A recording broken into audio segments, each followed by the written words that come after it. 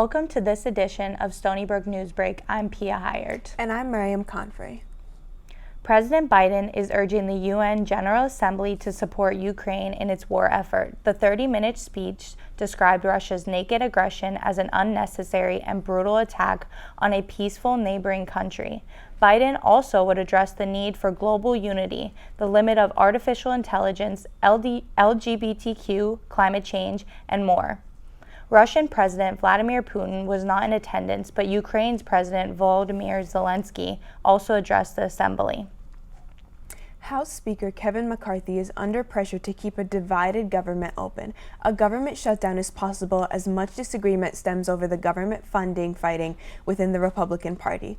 The Speaker is working with the GOP to ease Republican clashing and avoid a government shutdown. The Democratic and Republican parties have less than 2 weeks to pass funding measures to prevent a shutdown. Stony Brook University is ranked as the #1 public university in New York for the second year in a row by U.S. News and World Report.